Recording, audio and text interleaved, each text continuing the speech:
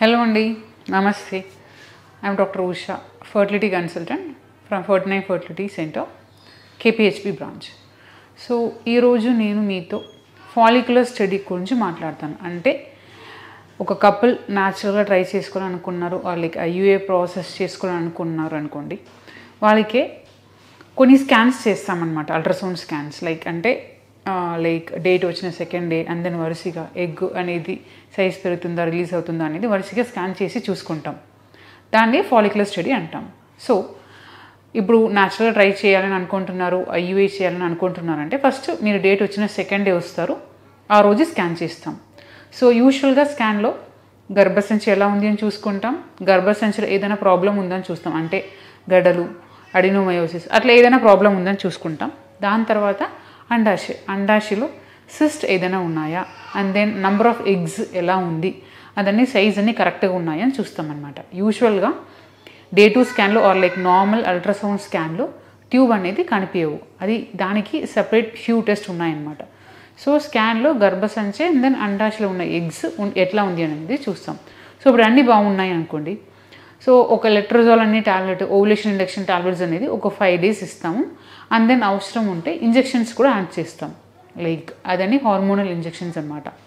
So hormonal injections ఇచ్చి tablets అన్ని ఇచ్చిన తర్వాత యూజువల్గా డే 9కే రిపీట్ స్కాన్ అంటాం. సో రిపీట్ స్కాన్లో మనం ఎగ్స్ అనేది సైజ్ పెరిగిందా, మేము ఇచ్చిన టాబ్లెట్ ఇంజెక్షన్స్కి రెస్పాన్స్ ఉండిందా అనేది చూస్తాం అనమాట. సో యూజువల్గా లెట్రోజాల్ టాబ్లెట్ ఆర్ లైక్ అవసరం ఉంటే 1-2 ఇంజెక్షన్స్లోనే మోస్ట్ ఆఫ్ ద పీపుల్కే ఎగ్ అనేది సెలెక్ట్ అయ్యి గ్రో అయి ఉంటాయి. సో యూజువల్గా మా టార్గెట్ అనేది సింగిల్ ఎగ్ అనమాట. బట్ కొందరికే 2 eggs ఫామ్ అవ్వచ్చు, కొందరికి 3 eggs కూడా ఫామ్ అవ్వచ్చు. సో అట్లా ఎగ్స్ ఫామ్ అయితే లైక్ నంబర్ ఆఫ్ ఎగ్స్ ఎన్ని ఉన్నాయి అండ్ దెన్ ఆ సైజ్ ఎంత ఉంది అనేది చూసుకుంటాం. అండ్ దెన్ దాని ప్రకారం మనం ఫర్దర్గా ఇంజెక్షన్ అవసరం పడుతుందా కాదు, next maybe around next 12th day scan చేసుకుని ఎగ్ సైజ్ పెరిగిందా, దాని పరంగా లైక్ గర్భసంచి లోపల లైనింగ్ కూడా వచ్చిందా అనేది చూసుకుంటాం అనమాట. సో ఇన్ కేస్ ఇప్పుడు ఎగ్ సరిగా గ్రో అవ్వలేదు, ఇంకా సైజ్ చిన్నదిగానే ఉంది అనుకోండి, మేబీ 1-2 ఇంజెక్షన్స్ ఎక్స్ట్రా యాడ్ చేస్తాం. యూజువల్గా పీసీఓఎస్ పేషెంట్కే ఎగ్స్ అనేది గ్రో అవ్వడానికి కొంచెం టైం పడుతుంది. సో పీసీఓఎస్ పేషెంట్కి జనరల్గా 3-4 ఇంజెక్షన్స్ అవసరం పడుతుంది అనమాట. సో అట్లా స్కాన్ చేసుకొని ఇంకా కరెక్ట్గా గ్రో అవ్వలేదు అనుకోండి, ఫ్యూ ఇంజెక్షన్స్ ఇంకా ఎక్స్ట్రా అవసరం పడుతుంది, ఎక్స్ట్రా ఇంజెక్షన్స్ కూడా ఇస్తామన్నమాట.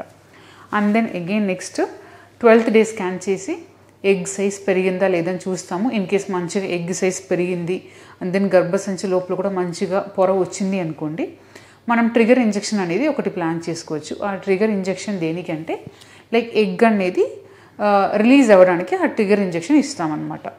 సో ట్రిగర్ ఇంజెక్షన్ ఇచ్చి లైక్ కొందరికి, అందరికీ కాదు, కొందరికి మేబీ లైక్ ఎగ్స్ రప్చర్ అవుతుందా లేదా అనేది మేబీ ఒక 1-2 days తర్వాత స్కాన్ చేస్తామన్నమాట. యూజువల్గా ఒక second day like trigger injection ఇచ్చి సెకండ్ డే స్కాన్ చేస్తామన్నమాట. కొందరికే రప్చర్ అయి ఉంటుంది, కొందరికే maybe it take some more time అనమాట. సో అట్లా రప్చర్ అయిందా లేదా అనేది ఫర్దర్ స్కాన్ చేసుకుని కూడా చూసుకుంటాం అనమాట.